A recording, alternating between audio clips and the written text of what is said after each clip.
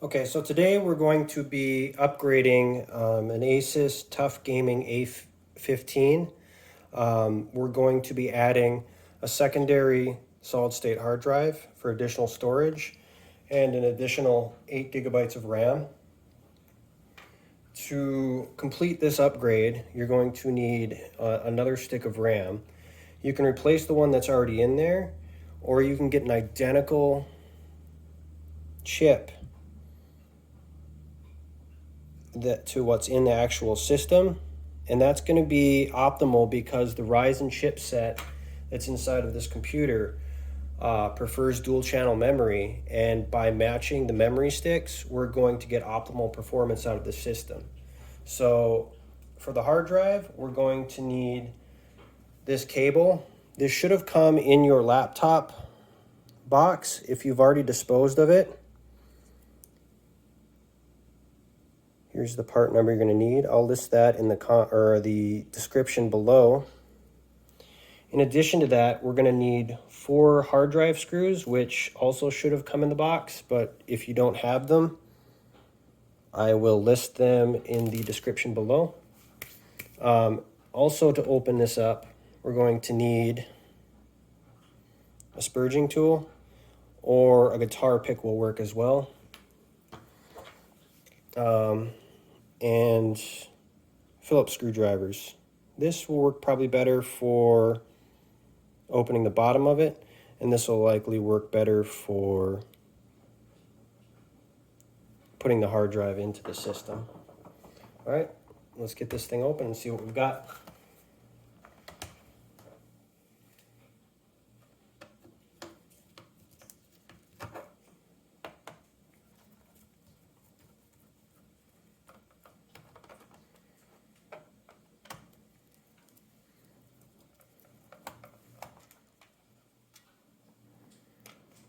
I'm going to try and keep all the screws aligned inside the case.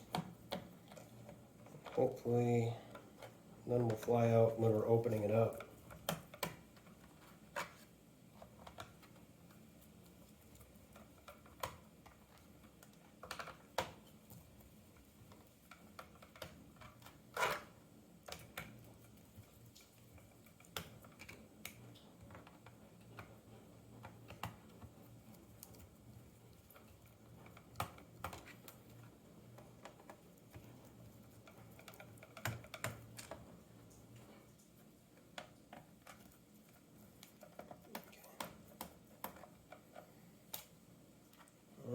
I think those are all released. So this case is going to be clipped together. You can pop it apart by finding a corner that looks slightly lifted, shoving the tool in the corner like this, and twisting. So you can use your fingernails to help prop it up as well. You can run along the perimeter of it until you find a good spot that will release it.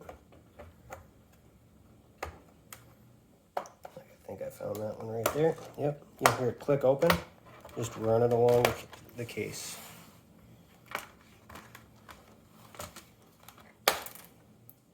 Okay, so we lost a screw there.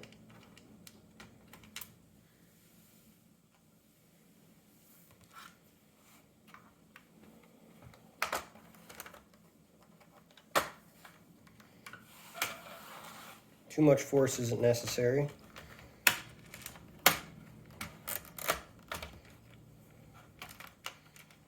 Also, be careful that all the screws have been loosened. Once you've released the case, it should just lift off without any issue, and we can set it off to the side. I was able to maintain all the screws within the case while taking it apart. That's the best because there are different lengths of screws in this system. Inside of the laptop, we can see we've got the primary DDR4 SODIMM, which, if my research is correct, will be the same as the one I purchased.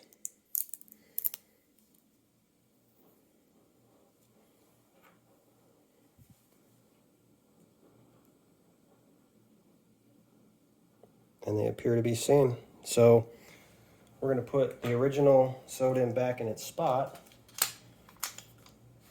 and all you have to do is just lightly set it in at this angle, push it down, and you should hear it clip in place.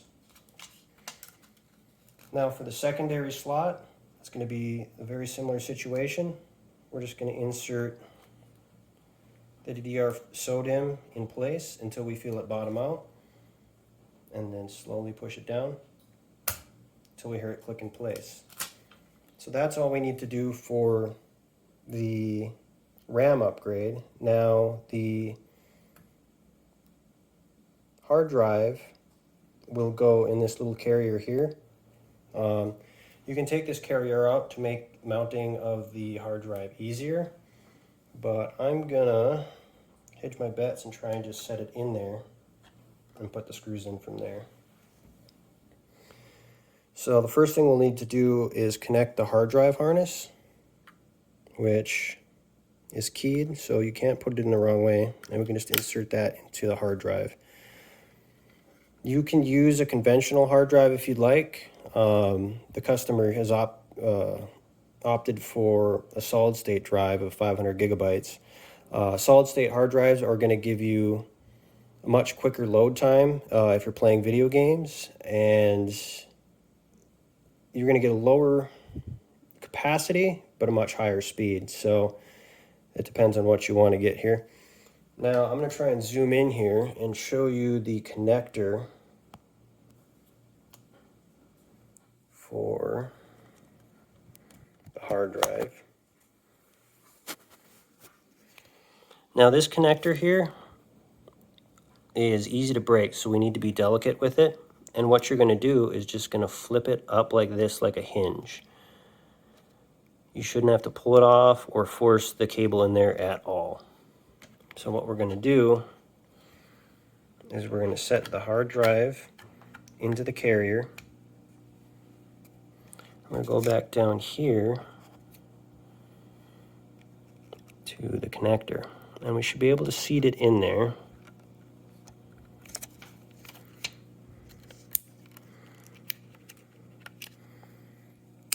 Let's see here.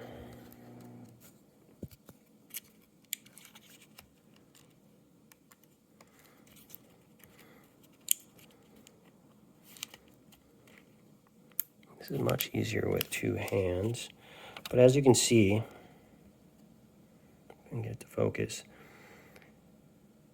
the blue connector will sit in there like so. The black line will align with the white connector, and we're just going to close the hinge. And if we've installed it correctly, you're going to see the black line still parallel with the white. It shouldn't be shifted or at any weird angles. As you can see, it's aligned properly. The hard drive is installed in the carrier. Now we need to install the screws.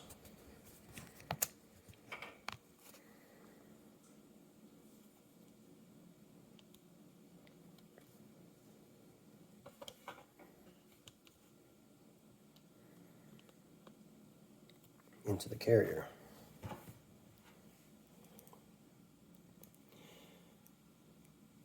So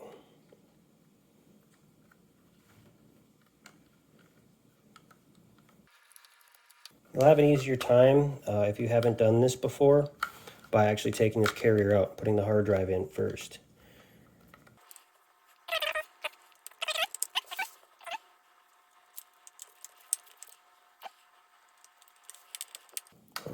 Now that we've got all of the screws in there, everything seems to be in place. Both RAM chips are seated properly. The hard drive is in the carrier and secured.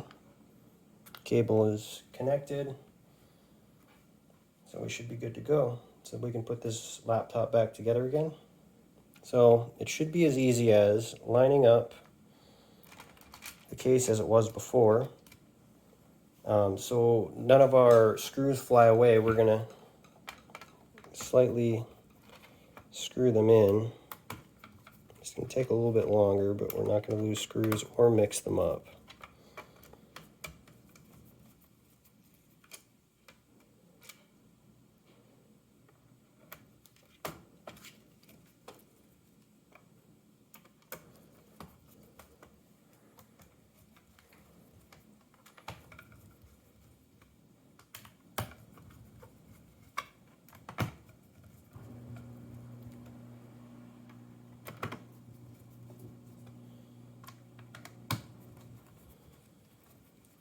Since they're spoke too soon. All right, now that we've got the screws secured in place, we're going to push the case down all the way around. You'll hear it clicking. Those are just the clips securing the case back together again. And once you're confident that everything is clipped down, go ahead and give the screws one final tighten.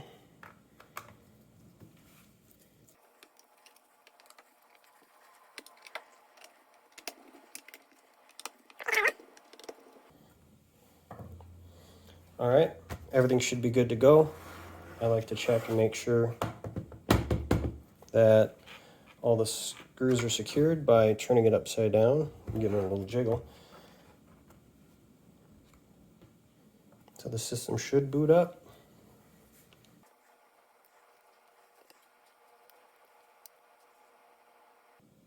All right. So one final step is going to be initializing the hard drive and formatting it so that Windows will see it.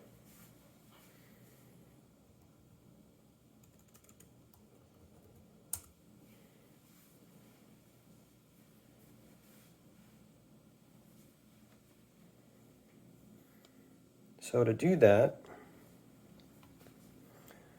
we're going to go down here to the Windows icon. We're going to right click and we're going to go to Disk Management.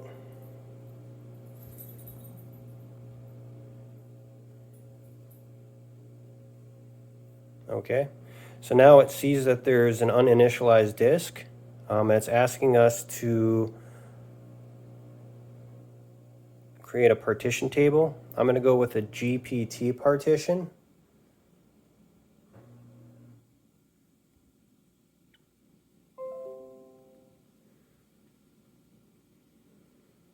Now I'm going to maximize the window, and we're going to see disk 0 right here. That's unallocated. I'm going to right click, a new simple volume, next, next. It's going to assign the letter D to this drive. You can change it to whatever number you'd like or letter you'd like. New volume. You can give it a name if you'd like. I'm going to call this Games, if I could type. All right, I'm opting to not enable file and folder compression. Leave the file system at the default NTFS and the allocation size as default as well. Go ahead and hit next and finish. We can close disk management now. Let's go to the File Explorer in this PC. As we can see, we have the operating system OS drive, which is an M2 NVMe drive, but we also have the hard drive that we've added called Games. So that should be it. Let's actually check that all the RAM is recognized.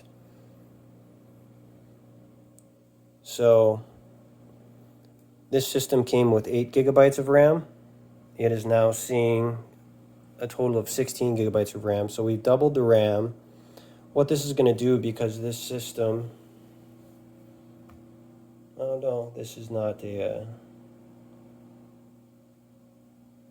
shared GPU. So actually, yeah, I believe this is a shared GPU. Yep, this is an APU. So the CPU and the GPU is combined on this system.